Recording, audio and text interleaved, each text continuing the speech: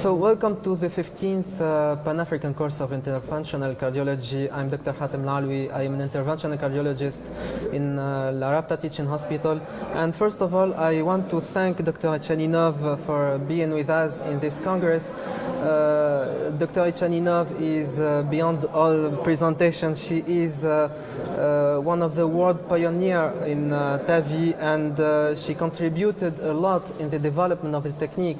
So welcome, Dr. ELTCHANINOFF, and thank you for your presence among us. We all know the great advancement and innovation in TAVI, and especially in improvement of safety and efficacy. And we assisted to new devices with less risk of complications such as heart block, such as paravalvular leaks. New devices with smaller sheaths, so less complications, local complications. But what about cerebrovascular complications? Is still a matter in what we maybe can call the new era of TAVI.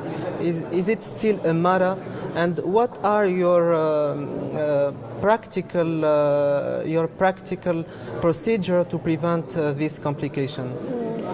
I think it's, of course, a complication patients will fear very much, maybe even more than the death, because it's very disabling and it's terrible for the patients. But I think we are quite satisfied now, because the recent studies show that the rate of stroke is about 10%. There was a large meta-analysis, so 2% is quite comparable to surgery. And I think the alarm which was given by the partner trial is not reflecting the reality today, and I think 2% is really what we can expect from this kind of procedure.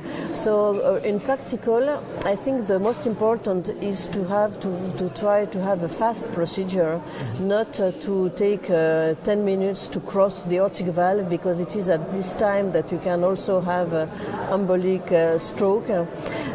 We have also to give some pre-medication, so usually we give 1 or 2 antiplatelet agents prior to the procedure, and we give heparin as a bolus at the beginning of the procedure after sheath placement, usually 70 units per kilogram, and we reverse this dose at the end of the procedure.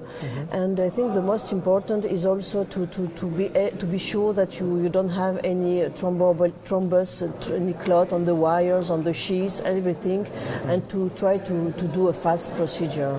Okay. And what do you think about the new cerebrovascular protecting devices? 3 of them are under evaluation in studies.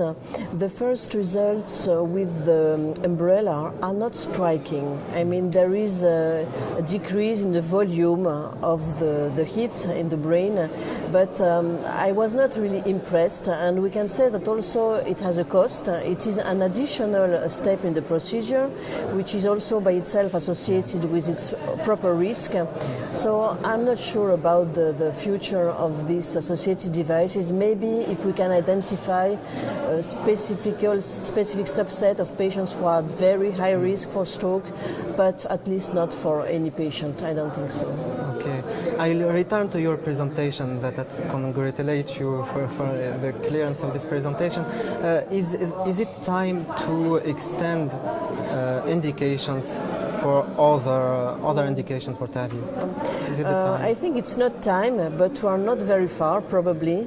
It's not time because we are expecting the results of 2 very large randomized trials, which are focusing on this population, on intermediate risk patients, comparing surgery and TAVI in these patients. So I think we need to have this evidence-based medicine, but for sure there is a trend towards already treating lower risk patients, and such as elderly but otherwise healthy patients who are over 80, because the procedure can be done on local anesthesia, it's a percutaneous access, it's fast recovery, the patient goes home within 3 days. So obviously there is a trend which is justified, because we have less complications, we have better results, improved devices. So the future is not here, but it's not far. Okay. Thank you very much for your presence. Thank and you. We hope we see you again in this Congress. Yes, Thank you very much. It was a pleasure. Thank you.